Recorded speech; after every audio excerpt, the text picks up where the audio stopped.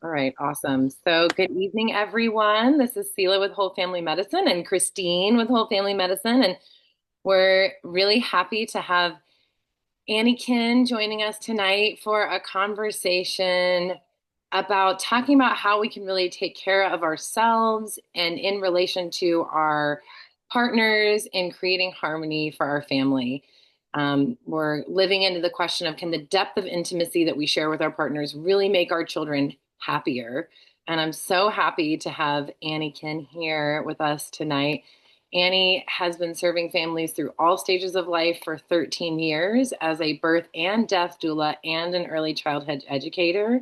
Annie, in order to heal herself from disordered eating and pelvic organ prolapse, has studied and digested so much material in the realm of somatic therapy, somatic sex therapy, holistic midwifery, human design, gene keys, body work, feminine embodiment, Tantra, resonance medicine, and among many other, a myriad of spiritual and personal development avenues. Annie is a mom to two and a stepmother to her dearest soul's companions' children, and that's three girls. And y'all are having a baby boy in January together. So family of six, she's got me and Tyler beat. She believes as mothers, we have a profound impact on the total dynamic of our family. We have a remarkable power to hold a frequency of wellness that everyone in our family calibrates to. She believes this starts with our relationship to ourselves, our self-care, and thus the relationship with our spouses and partners. The clarity and joy felt in connection affects the whole. So this is a great place to start. We're really happy to have you here, Annie. And Annie is still in the process of developing numerous offerings, but she has, the capacity is all there. She's still getting the website together and the social media and all that. So we're glad to catch her before she's too busy.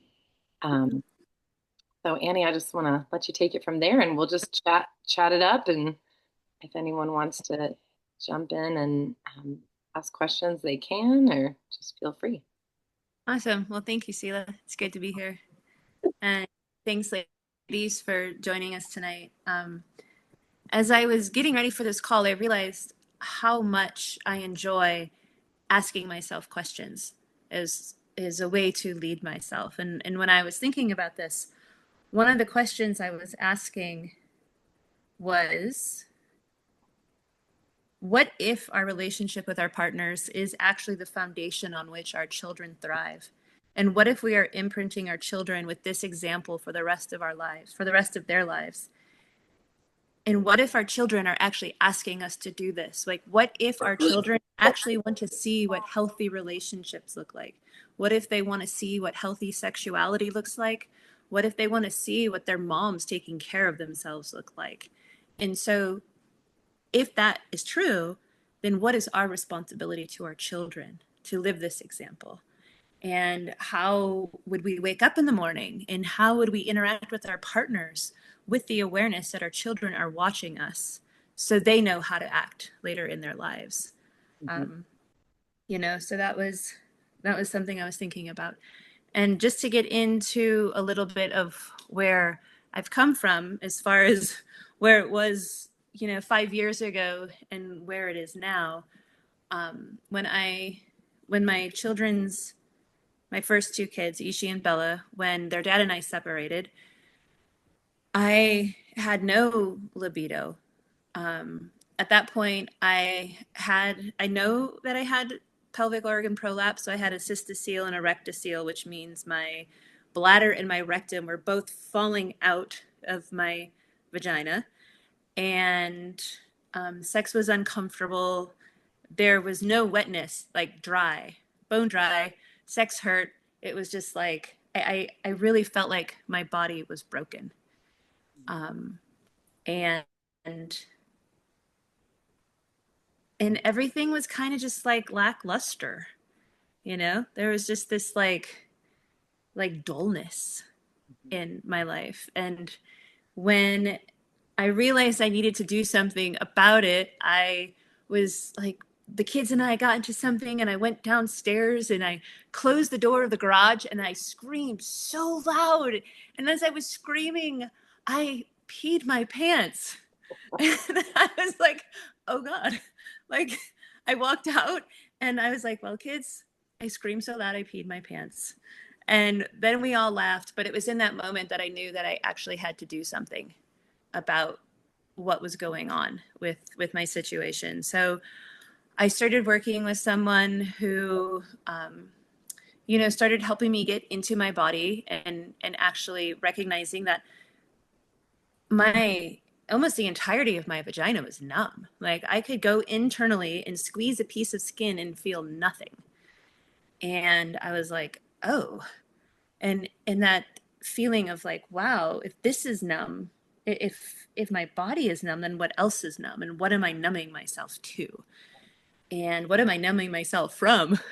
And so that was when I started working with the yoni egg and started actually feeling places inside of me come back online and using I got an obsidian wand and I would do internal massage with myself and feeling like I would go from not feeling something to feeling something and developing a very consistent and very intentional self-pleasure practice, which I remember like how hard it was at first because I'd still have these feelings of like, oh my, like I was raised in Catholic church. And so I would have these feelings of like, oh God, like what if someone's watching me? Like still that like slight little bit of guilt and shame for feeling good. And then I remember at a certain point I had the thought of like, oh God, what if someone's watching me? And I'm like, what if they should be watching me? You know?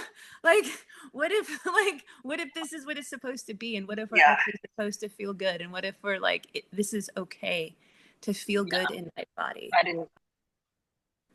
What's that? Somebody was unmuted. I just muted them. Oh, okay.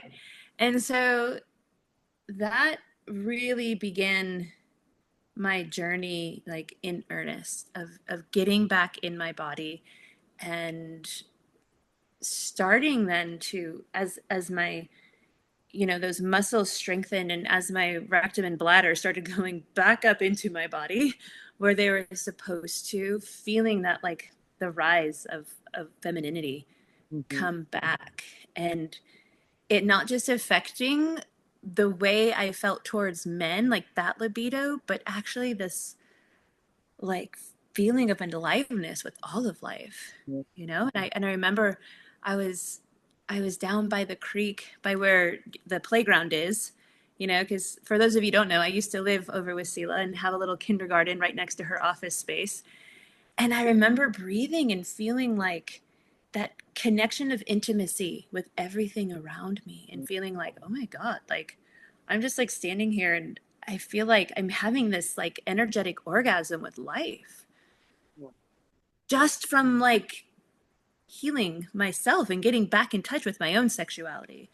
So at that point I was single and it was all theoretical, but I did share like really exciting things with Sela and I got to stand by and like watch her relationship transform, and watch her family like navigate some tricky places, but ultimately experience the witnessing of her children thriving in the container that she and Tyler hold with each other and watching them have fun and be in love and having this intimate relationship and the quality and the consistency be sort of a barometer for the connection and a place to come back to, and if it ever drifts too far apart, then it's like, oh wait, but we know how to get back to this place, so let's keep the connection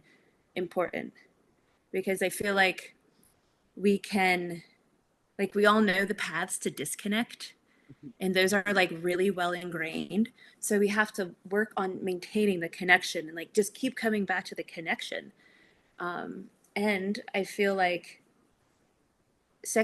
our sexual relationships with our partner is like at the forefront of maintaining that connection. Mhm. Um, so Tyler and I have this joke, and I'll be like, "Hey, honey, you know what? Great because of Annie," and he's like, "Yeah, I know." Like, and it and and it was and really just you introducing all of these concepts to me. You would just be like burning through books and like finding this material and taking these classes, and you would just like come to me like, "Sela, I read this today," and it was just like through you, like just a lot of these things you're going to share tonight, it was through Mhm. you sharing these things with me that I just took little pieces and started to digest them myself. So yeah, that's our little joke. I love being that joke. Um, so I mean, what is anyone willing to like share what comes to mind I when the idea of sex with your partner is brought up? Like, what is your sex life like? Is it good? Is it like what is that? Like is anyone how is sex and how do you view sex? And you can even just type something in the chat or unmute yourself. Yeah, feel free to type something in the chat or I'm monitoring the chat. Um, yeah, it's kind of like, what's the knee-jerk reaction when you think about having sex with your partner? Yeah, is it like, ooh, like I want that, or like, oh gosh, and I get it. It's like one of those things that talking about it and thinking about it and I remember having to balance that Madonna whore thing, how sex I want exactly. Christine's like, I Um, want that. All right, good job. yeah. iPhone says, I don't know who iPhone is, but iPhone says, need much more with husband. Uh-huh. And one so important thing I learned is that oxytocin, right? Like we know this hormone oxytocin, it comes to us when we nurse our babies, it comes to us when we snuggle our babies. I found out that actually men and children produce oxytocin in a completely different way. It's when they're roughhousing and when they're like playing like that's when men actually produce oxytocin. So that's why even play with like the mom and the dad look completely different, but it's doing the same thing for the kids, you know. But oxytocin is actually what stimulates testosterone in men, and which is really fascinating. And in relationships, we can almost become like maybe dependent on our partners to help us produce our oxytocin. But that almost creates this codependency in it, and if they're not doing something for us, then we're not producing it. And so there's almost this like collapse that happens in the magnetism of the relationship. Mhm. And so this is where the self-care comes in, because it's the ways in which we care for ourselves that then we produce our own oxytocin, we become our own source, and we don't have to outsource it, we produce it. So then if we're doing stuff to take care of ourselves and it stimulates testosterone, then that's what helps like keep that magnetism going, that then can lead to good sex. um, Great. so I are really like jumping into this really important topic, and I just want to like take a second and highlight it, which is that in a lot of our relationships, we've lost that polarity. I mean, whether you're in a heterosexual, homosexual relationship, it doesn't really matter because there's always a polarity of male, female energy, right? And so this is something, I mean, I'm just repeating things I've learned from you, but that like the more that polarity is stronger, like the more the draw is.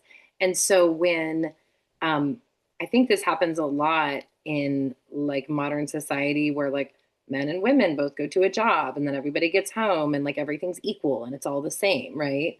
And then mhm. and then it's like, oh, like we're all just kind of doing like the same thing. But like when one person's carrying one energy and the other person's carrying another energy, we can really like it's like fit the lock and key, the yin yang, whatever it is, like find that Yeah. balance. Uh-huh. Yeah. So I'm seeing Nina. You have something you want to say. Is that true? Hi. Hi. Yes. I just wanted to answer that question, but everything went kind of fast, slash, I had a toddler jumping on me. Um, I super love sex with my husband. We have an amazing intimate life, but our big thing right now is that our schedules conflict. And so we're like struggling to have time, which is making me feel totally crazy. I guess that's like a better problem to have out of some of the possibilities. Like it's not a libido issue. I'm not uninterested.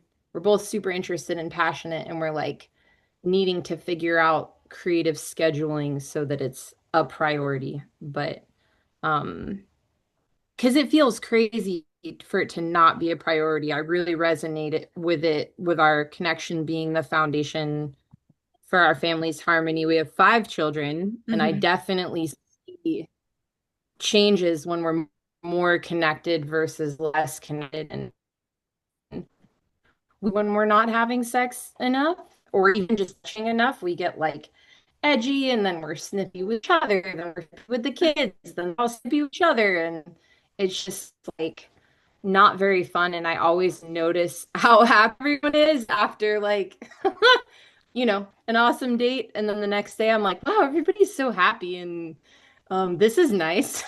Like I feel great and all of you feel great.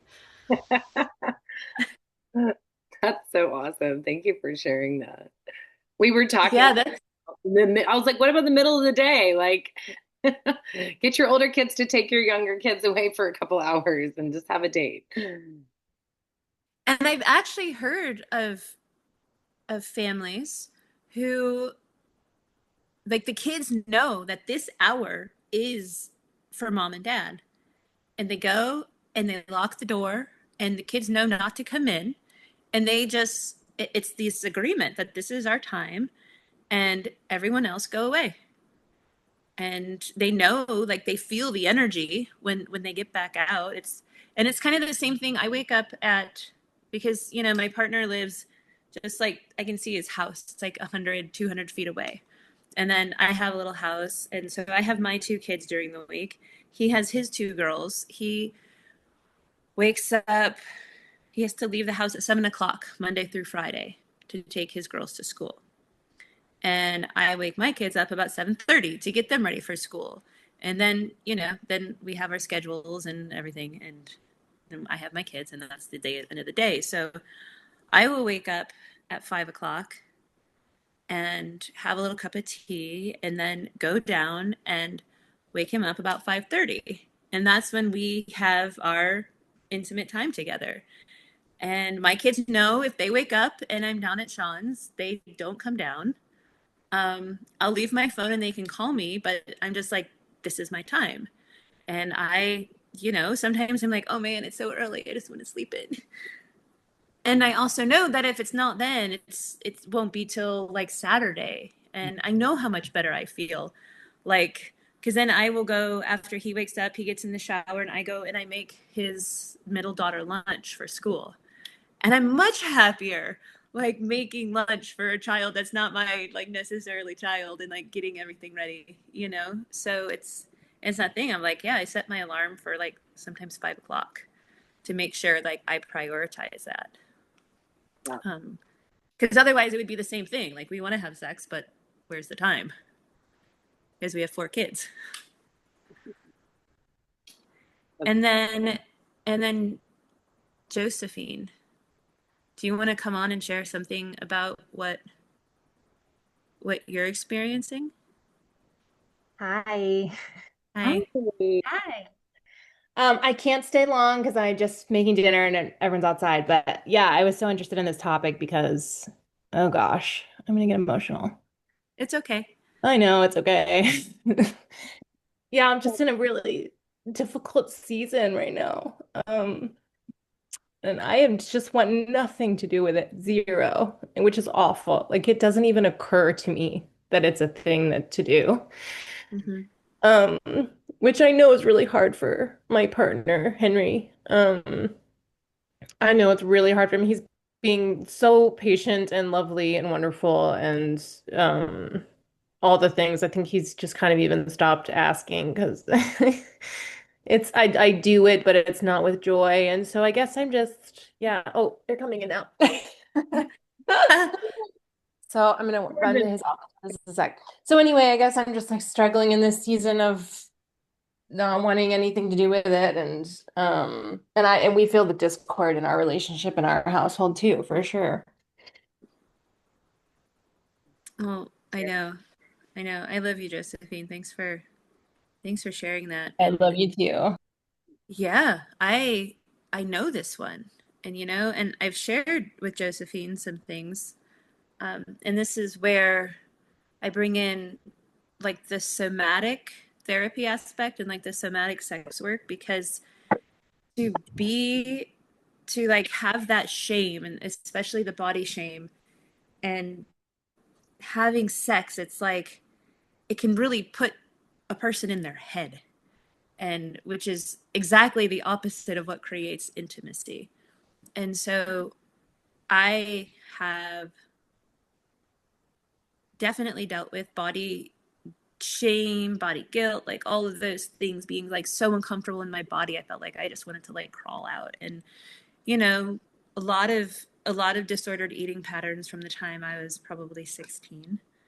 And I feel like it's actually through the somatic sex work that I did that it really allowed me to get past that. And there would be times when my partner Sean would be touching my body, and I would like get into that body shame place of like, oh God, is he like judging my body the same way that I judge my body? And I would just lay there and like breathe into that discomfort, and like it would pass. Mm. It would just like I would feel it, and I'd want to like eject out of my body, and I would just breathe, and I would just like focus on the warmth of his hand on my body and just breathe. And what used to like eject me out and like create that feeling of like the almost like a flight response, where like I could feel it, like I wouldn't feel the sex anymore. It'd be uncomfortable. All those things that make me contract, I would just feel my body relax. And I went from not being able to have an orgasm with just penetration to now I'm like, oh, that's like easy. It's like so much fun being in my body. And I don't have those thoughts anymore of like wondering if my body is good enough.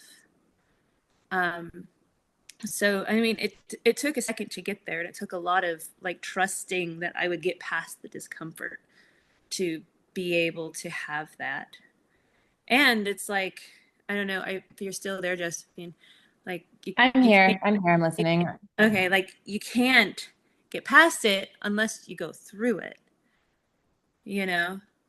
So it's like at some point you just have to take a deep breath and swallow, take a deep one of those, like, all right, I'm going to do it. And just start engaging with Henry in little ways, and like letting it be uncomfortable. And if you can birth 3 babies, you can do it. You know, if I can do it, you can do it. Thanks, Annie. I know it's helpful to hear that. It is. It really is. It's good to be reminded regularly because we're just like in it in toddler world. Yeah. I gotta run, but thank you so Okay. much, and I'll see you guys. All We're right. recording on YouTube. You can finish watching the rest. Yeah, Uh, I was thinking about that, and this is also something that I learned from you, Annie. And you know, it, this isn't this is maybe going further into like the actual sexuality of it, and maybe out of the territory um of how this impacts our kids, but it just feels important to share. Like, we have so much stored in our pelvic bowl, like so many emotions and feelings and thoughts. And it's, and, it used to feel to me like deep penetration was really like too much, and then as I started doing the things you're talking about, like being like, I'm just going to feel this experience. I'm going to feel this sensation. I'm going to allow myself to see what's here, there might be like a feeling of like pain or pressure or some strong sensation, and then it would totally shift into pleasure. And then all of a sudden it's like laughter or tears or something is moving. And I'm like, whoa, I'm having this experience of like nothing else was going to move this out of my body, whether it was going to be me or someone else, you know, deep internal work. And so then I started really tuning into like, oh, that's how the sexual intimacy is healing. And it really helps to like move like generations of um, experiences, like bring them back to life in our body so that then we can get them moving so that we can process them rather than just staying kind of frozen and stuck. Mm-hmm. I just heard it described so beautifully today. You know, if everything started as one, so God is one, and then the next thing that happens is God splits as two. It's like then you have the masculine and the feminine. Mm-hmm. So it's through our intimacy and our connection with our partner that we can even touch what that experience of God is like. You Yeah. know, so it's not just like having sex. It's not just making babies. It's this like very holy and sacred experience when we allow ourselves to be open with our partners, that then if it tunes us back into the God frequency, then that's what our children are basking in, Yeah. you know? And that's how it's like, oh, I can, you know, you can go through this healing and then you can release those things. And then our children get to experience that healing frequency. So then they don't have to do the things that we had to do. So, like, if I can use sex to get over my body shame with my partner, then I know my daughter doesn't have to carry that because I just took care of that. And like, what better way to do it than with sex? Like, it is, it is like fun, you know? And there's something too, like having like a really beautiful healing experience with my partner in the morning, and I just walk different during the day.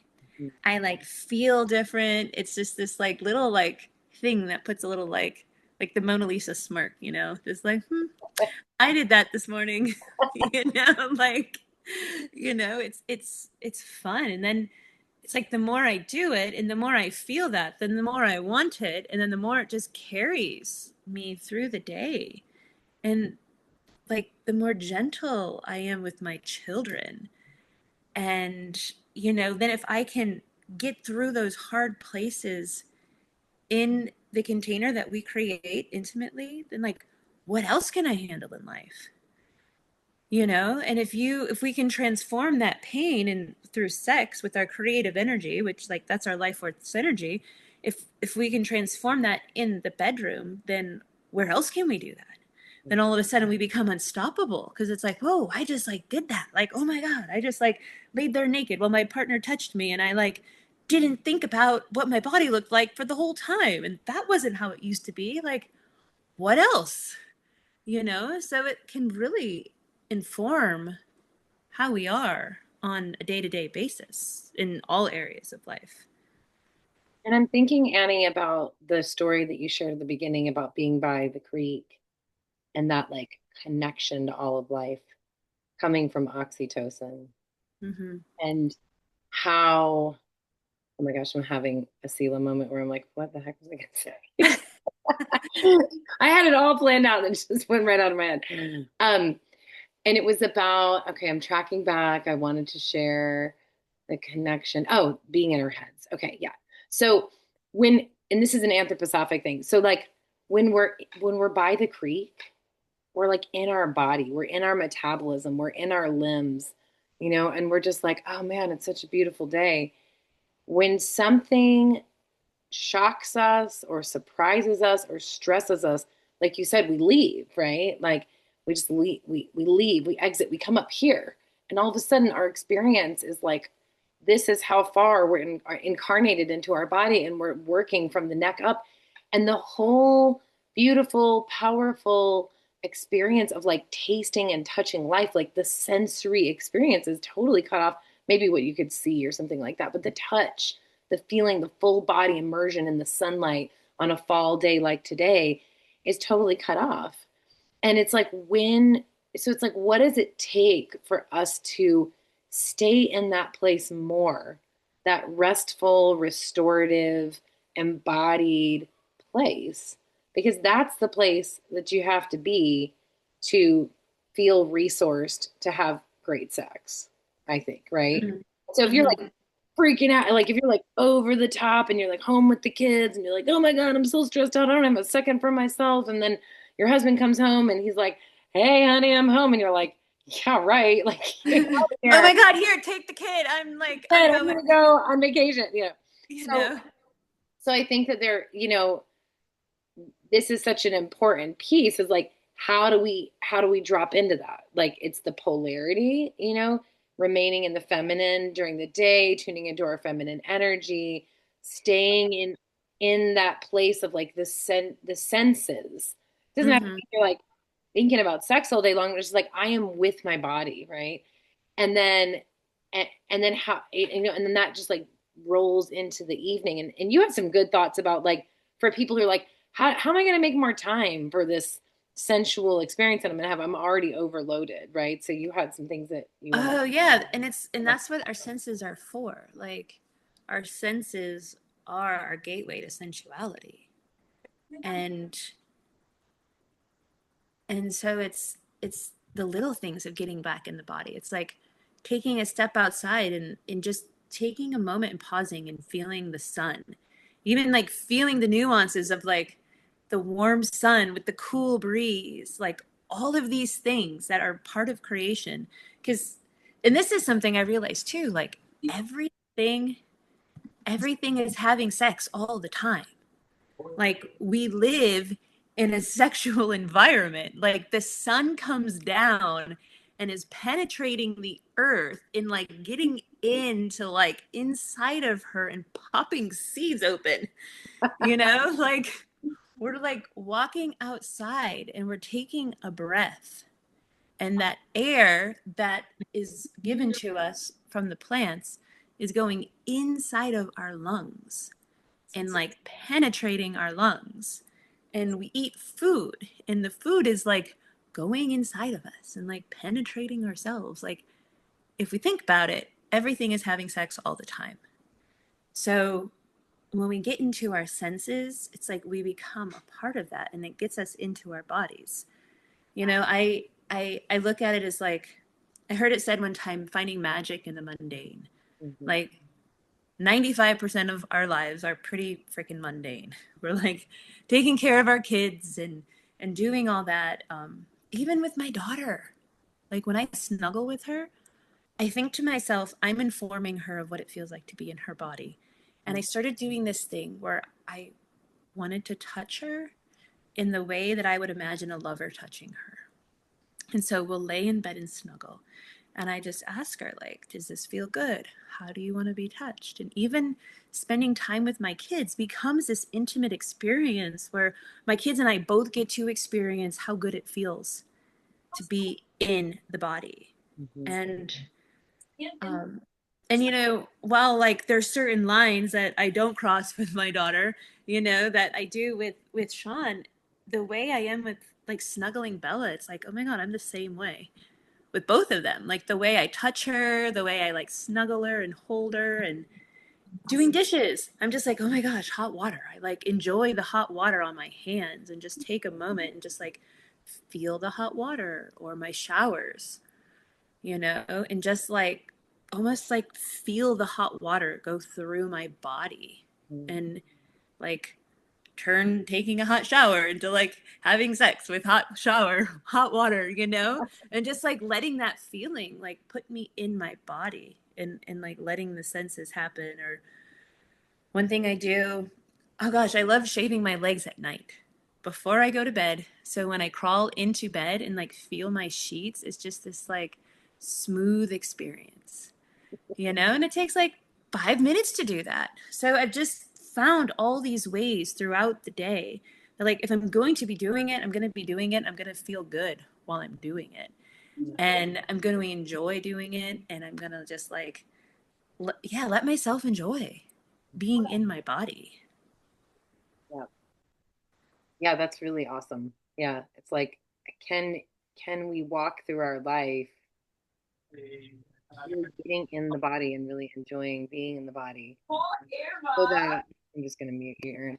Um, so that we can just feel good in life and enjoy the magic of it, but also be able to meet this container that, it seems like sometimes it's hard to meet when we have family and obligations and need to make meals, and sometimes we're up nursing babies. Some people are still doing that. Some people's kids are waking them up in the night. People are getting, not enough sleep. And so it's a really awesome reminder of how we can really just take every opportunity. And then it's also like about gratitude, right? Like we talked about that. It's like, being able to just be like, oh, I'm so grateful for this sun. So grateful for my silky legs and the sheets. It's really awesome.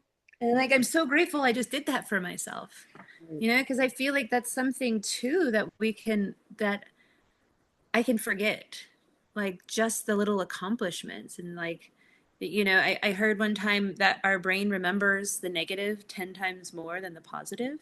Mhm. And so it can be like, oh my God, the kids are freaking out. Like all these things that add up to this full plate that just sort of weighs on everything. Yeah.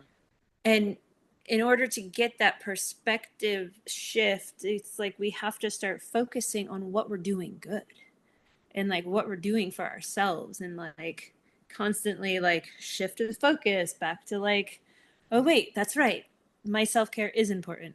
All right, that's right, this is important to me. And so I'll play these little games where when I do something, I like set out to do something and then I do it and I'm like, yes, I did it. Like, you know, even if it's something like the kids are freaking out and I'm making breakfast and I like, I want to like get into my head and like start yelling at the kids to be quiet. And like that thing that just is like blah all over them. I like stay in my body. I like play this little game. Like, how cool can I be? Like, how chill can I be right now? And it's almost like being able to maintain composure in the midst of all the kids and craziness. It like keeps you in your body. And then when it's over, you can be like, oh my God, I just did that. Like, another reason to celebrate myself. I'm the best mom ever, you know? Or like, it's, and this the other day I was down at Sean's and the propane ran out and then it wouldn't light and he's up messing with the vacuum. I realized no one's eaten. I don't have propane, so I just like toasted a bagel, made some bacon in the oven, and just like set him a plate right there because I could like hear him being frustrated with the vacuum. I know he's hungry, and I'm like, oh, I should just like do this. And in doing that and having him food just ready through all the frustration, it almost creates this like that feeling of like, oh yeah, like I did that. Like, who did that? Like, who's the best partner? Me, But it's like, I think that's how it's supposed to be, where it's this woman today said, we talk about having each other's backs. Mhm. But if you're like having your partner's back, you're like looking at the same thing he's looking at. Mm. So it's like, I'm looking at you and I'm looking behind you. So Mm. I can see what you don't see and you can see what I don't see. So we can like keep an eye on what each other can't see. So it's like we're constantly looking at our partners, like eye to eye. So then we have the 360 view of what's going on around us. Because I could get lost in the frustration of the propane's not working and just throw my hands up and like, whatever, it's your fault, you didn't eat, like, ugh, and like get the whole thing. Or just like, oh wait, I'm looking at like 10 steps ahead and he's hungry and he's gonna come downstairs and then he has to deal with the propane, so let me just like cover this base. And the polarity, it's just like not equal thing. It's not like, because sometimes I feel like, we can start keeping tabs in our relationship of like, well, I did this and you did this and I did this and you did this and I'm doing more. Or it's like, how do we just find that flow to like fill in the gaps where the other person isn't? And I'm like really good at this, so I'm just going to do this. Mhm. And you're really good at this, so you're just going to do this. And it never being like, I always do this, be like, oh, this is my role. in our relationship. And this is what maintains the harmony. And like I love getting up in the morning. Like getting up in the morning and doing the lunches and having a different lunch every day for the kids, you know, while like doing my thing and having my tea, like that is my freaking superpower. Like I love mornings and I love doing them well. And it's where I find this sense of satisfaction. But come nighttime, I'm like a little frazzled, like too many questions. But Sean is so good at nighttime. My kids can like do their rapid fire questions and he has it. So it's like we balance each other. So here, what if your partner, what if what your partner needs is your weakness, but you want to provide for them in that way? Hmm. Wanna, do you Who understand? is iPhone? Who is iPhone and can they come on? You don't have to, but if you want to, you can. Yeah. It's Ivy. Oh, awesome. Hi, Ivy. Do you want to elaborate a little bit more, or do you want us to just kind of go with the question how you put it? You might have babies with you right now. Hmm. What if your Yeah. partner needs you? What is your partner's need that you view as your weakness? You can type it too if you can't get it Yeah. all.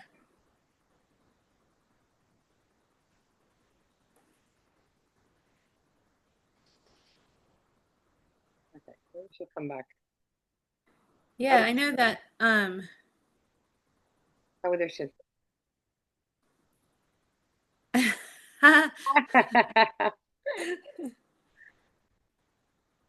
That's so funny. She's saying, "Sorry, trying to get my face, cooking, cleaning." you know, and I think just surface level, not knowing what exactly it is, I think this is where communication comes in and where like building and like growing together comes in. Oh, is that you, Ivy? Yeah, she's there. Okay. You want me to unmute you? Oh, you might. I don't know if I can unmute you. I think you have to unmute you.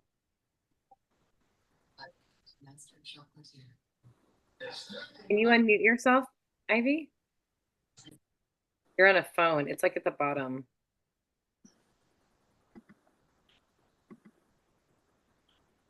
Oh, okay. There she goes. Okay. I guess just go ahead and Yeah, so until she comes back. So I feel like this is where partner growth together comes in. Because what came to mind is, you know, Sean, he will he likes to do things, he likes to do things when he wants to do them, and sometimes his communication about what he's doing isn't the best, at least in the view of everyone else around him. To him, he's just like doing what he wants to do, and that's just how he flows, you know. One thing leads to another, and that is just how his life unfolds. And it's him, you know, and there's no breaking him or like trying to get him to not do things, because I don't want to like thwart his freedom. But for me, sometimes I can get really disoriented. Um, oh, right here. So I'll pause that. My weaknesses are cooking and cleaning. Oh, uh huh.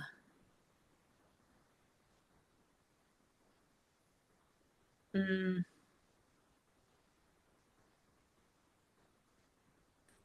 And is that something like, I mean, that's one of those things where, is it like a weakness because you don't have time? That is it something you could do together, like even cooking together? Does he enjoy cooking?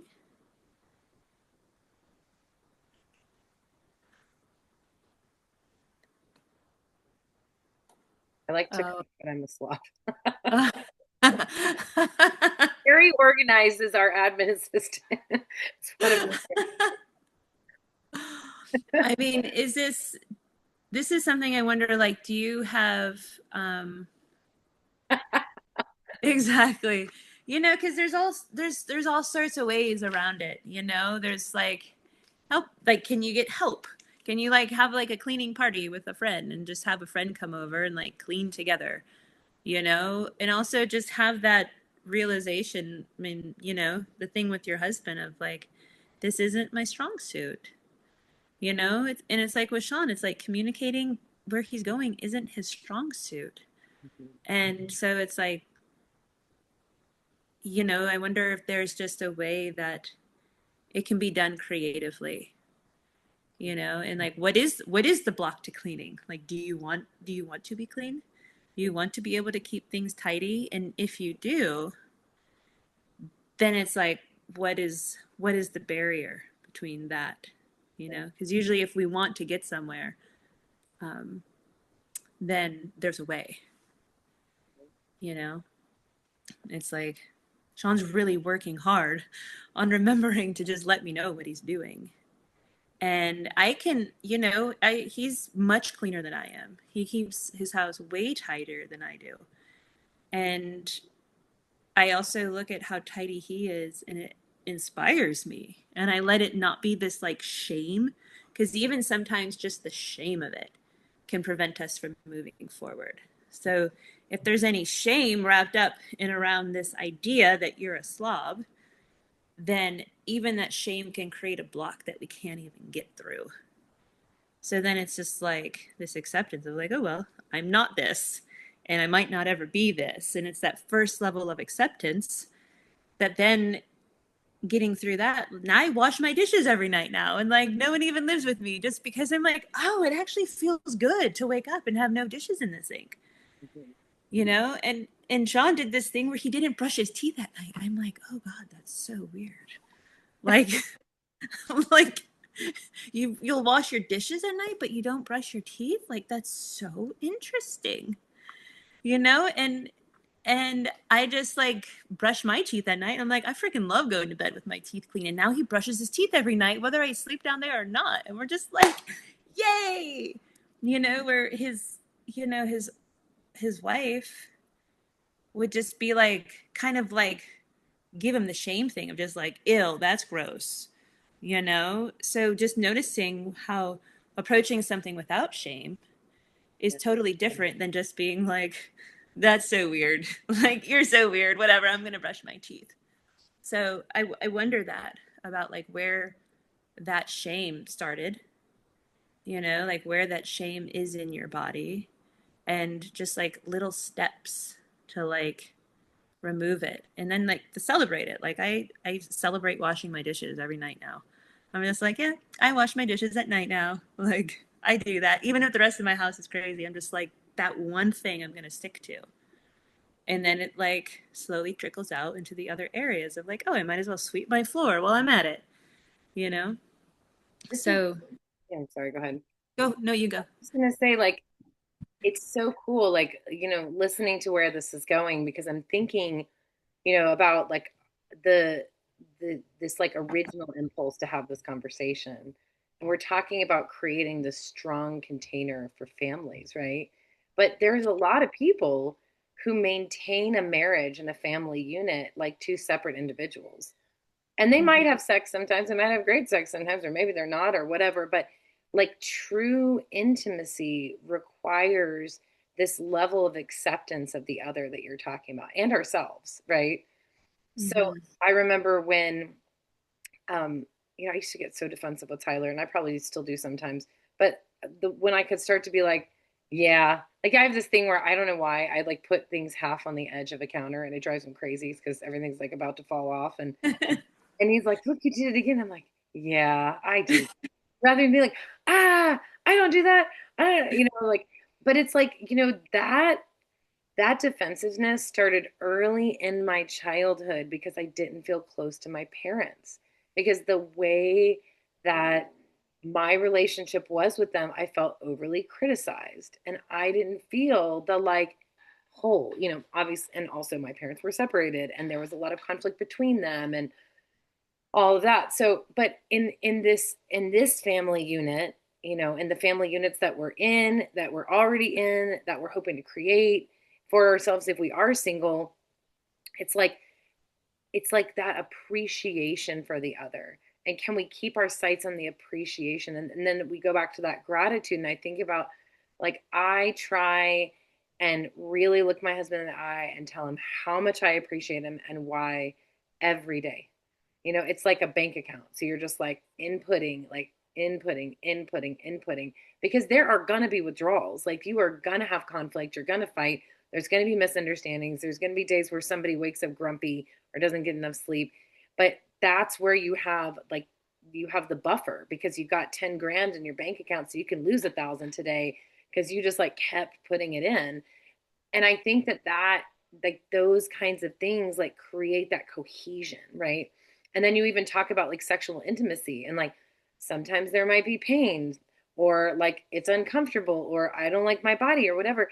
And it's like when we feel really safe with the other person, those things start to melt away. And again, like the safety always has to start with us first. Like, we have to feel safe with ourselves. We have to feel open with ourselves. We have to feel accepting of ourselves. But then when you can do that with the other, then we're creating this environment where we can just keep the good feelings flowing, right? So it makes me think about that shift from, like, kind of what you're talking about, Ivy, like, oh, I want to do these things and I want to show up in this way, but this isn't really my strong suit. And like being able to have those hard conversations, or just be able to create just like more connection, like what does it mean to like really, really be with someone, like really deeply present with them, like really, um and I'm a talker and my husband's not. He doesn't actually like to talk all that much. And so I have to find ways to connect with him that are nonverbal sometimes. So anyway, I just wanted to share that piece about gratitude and about the investment in the relationship, and about it's like about we have to get over ourselves. Like, we have to get over the, like, I am this and I'm going to be like this and you're going to be like this, or we're going to be like two separate beings. Like, there's a unification that is like a lot of lip service is given to it, but like, what does that actually mean to really, really unite as one? Like they say in, like, Christian wedding ceremonies, it's like two become one, right? Like, you are now one being. There is no I in this marriage thing. So it's like, you're going to make Sean the bagel because you see the problem upstream, not because, you know, not because you have to, or because you're the woman and he's the man, but because you just see it and you're like, oh, that's going to help him out so much. And then it helps out the family, Right. because then he comes down, he sees food, he's not going to start like taking out that aggression on his daughters, and they're not going to get into a fight, Mm-hmm. all because I was like, oh, I'm going to do this. And then Ivy, I was even thinking like wash dishes in like a cute little apron or something, and like add a little like flirt in there with it, like if it's not your strong suit, at least make it fun, because that's another thing, is that like when you're dating someone, you put on a certain hat, it's like this like flirting hat, but then why do we stop? Like, why do we stop doing that? Like, what happens? And can we just flirt in like day to day? And Celia and I were talking about this, of like, Sean and I will make out wherever. We'll just be sitting on the couch, and like the kids will come downstairs and we're like, oh yeah, making out dark corners, you know? And my kids, they're younger, so they'll just jump all up in it. Like, if Sean and I are kissing, like Bella will come and like squeeze her way in there, or Ishi will come and just like wrap his arms around us. Like, it feels good. So even if cleaning isn't maybe your favorite thing, maybe you could find ways to enjoy it, that you could let your husband know that, like, yeah, this isn't my thing, but I'm like kind of doing it for you, and here I'm going to do it for me too, by making it like this fun, like slightly sexy thing. um and then it's just like, then you don't have to take yourself so seriously, and then it's I feel like when we take ourselves seriously, that can really drop libido as well, you know because then it's just like life becomes not fun, and like the family becomes not fun, And I really don't think like what I call the nuclear family meltdown, like, all those ways that are kind of normalized in our society of like the burnt out mom, the burnt out dad, the distance, like everyone's kind of like doing their own thing, ships passing in the night. Like, I don't think that that is actually what the design of the family unit is supposed to be. I feel like we were promised by God, like heaven on earth, and we have this opportunity within our relationship to create that for our children. And I actually heard this really wonderful interpretation. This guy that I work with, he teaches Kabbalah wisdom, like the wisdom of Kabbalah, and he told the creation story in a way that there was Adam and Eve. We heard this story that they got like kicked out of paradise because of a choice they made, but actually the way that the story goes in like the text that's from Aramaic to English is that God told Adam and Eve they weren't supposed to have sex before the Sabbath, and there was a miscommunication, and they did. And God was just like, oh well, miscommunication happens all the time. But it was the shame that Adam took on, that he like got it wrong, and it was the shame that was the original sin. It wasn't that something was done out of like, whatever, but it was that thing. And that's where all of our soul corrections come from, is from the shame. So if you can get past the shame of like, even like saying I'm a slob, that's like putting yourself in this like tiny little box that's like not allowing you to grow. Instead of just like, oh, I can grow in the areas of cleanliness. How can I grow? And start asking yourself questions. How can I do this? And then it's those questions that will like be that light through those dark areas of shame. And then celebrate yourself when you do it. And let your husband know. Be like, did you see I did the dishes? Yep, not me. Or like, that was me, and like do those things. I do that all the time. Like, I'll like do something and be like, yep, I did that. Mm-hmm. Because it's like fun to celebrate ourselves. I love that. I saw that Nina had her hand up. Nina, do you still have something you wanted to ask? Um, yeah, not, I mean, I have a question. Can you hear me okay? It's saying my connection's unstable. Yeah, I Good. can. Your picture's a little pixelated, but you're good. Okay. Um, yeah, I just wanted to speak to something that I've heard actually Annie and you, Sela, both referenced in this talk, which is that idea of like 50-50. I've been with my husband for over 13 years, and this is honestly something I wish we figured out way sooner. It's like really just been the last several months that we've dropped this like bullshit equal thing, this Mm-hmm. like whatever. I don't even know where exactly it came from. I think we used to pride ourselves on like, yeah, we're just really into equality and whatever we define that as. And I realized, and I think we both realized that we were holding ourselves back from being our best selves and from like doing our best at what we're good at and like really coming into fullness. And I feel like the polarity has a lot to do with that. And I don't think you can have polarity without like going into yourself 100%. It's not like I'm going to do half and you're going to do half. Like that's not how marriage works. I don't think that's how a good relationship works. That's definitely not how intimacy works. I'm in 1,000% and increasing. Like, like I'm all the way in and it just keeps going. And that's like the female orgasm when you're getting in the good space. And yeah, I just wanted to like share that I totally resonate with that. Like, wish I knew sooner that this 50-50 idea or just focusing so much on equality or like, oh, but I do this, so now you do that. It's like, oh, let's just let ourselves do what we need to do. And yeah, I just wanted to share that. Thanks for letting me have some Yeah. input. So awesome. I think the Yeah. most ridiculous fights that I've gotten in with my husband have been like, I'm doing so much because all that ends up in is like everyone's having fight about who's doing more. And it's just the biggest waste of time. It's like just put on your adult pants and like do what you can do for yourself, for your family, and like let's just trust each other that we're all going to do what we need to do, right? And that's like trusting the balance. It's like, Mhm. how much can we lean in with our full self and trust that we can just do what we're inspired to do, and it's all going to work.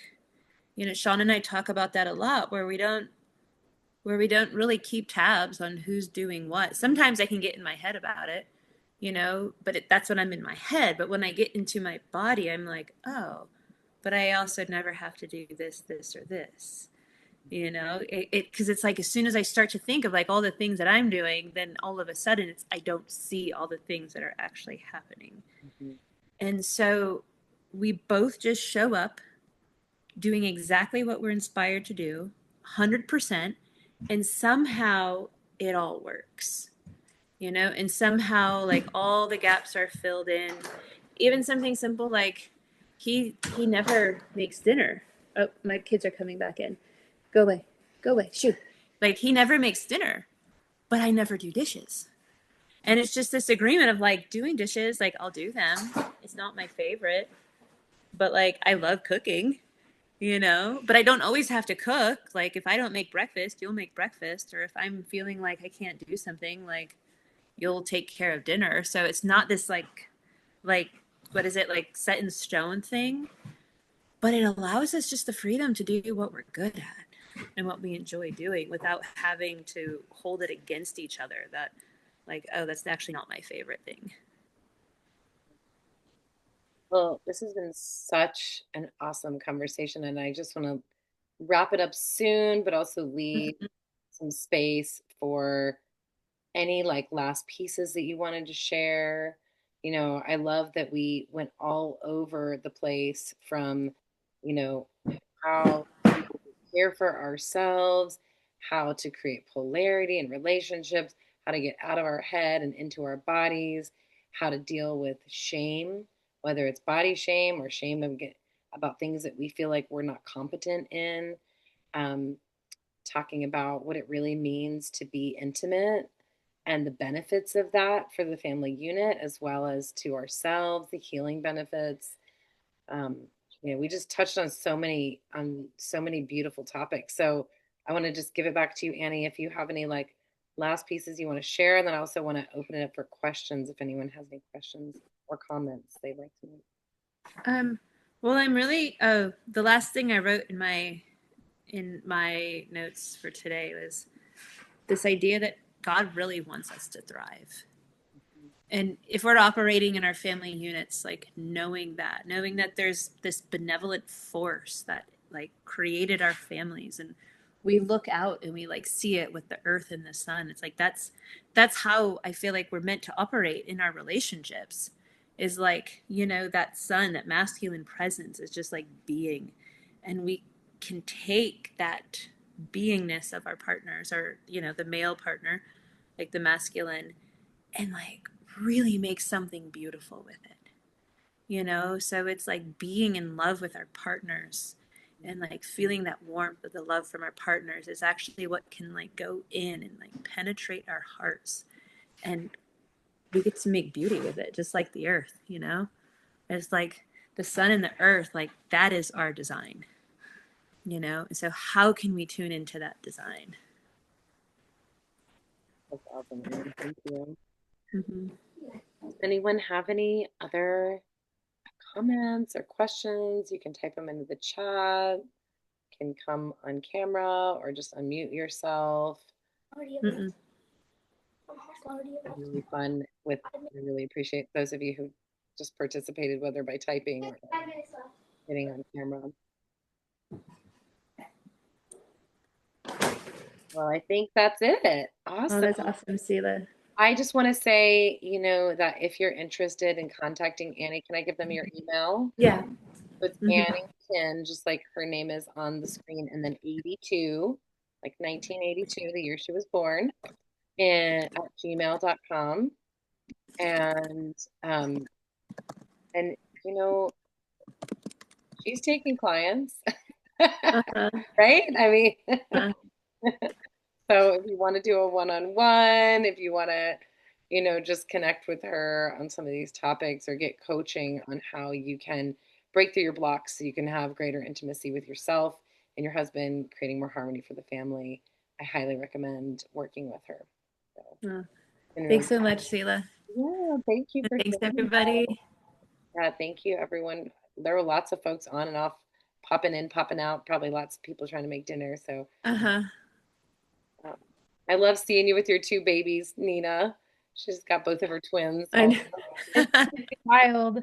I really want to thank you for sharing that you wake up. You really wake up at 5. Okay, I'm just double I checking. You're do. I you're do. pregnant right now and you do this? Because I like, do. I'm 7 months pregnant. I'm 7 months pregnant, and I do it because I'm just like, when else is it gonna be? yeah. Like, if look at here's. Can you see my alarm on my phone? Here it is, Yeah, I'm really 7 glad a.m. that you, 5 o'clock. I feel like sometimes it's just that inspiration though of knowing I'm gonna just be like, Annie does it. She does it. I'm doing it. I'm gonna do it. She does it every day. So thank you so much for sharing that. Uh-huh. Uh-huh.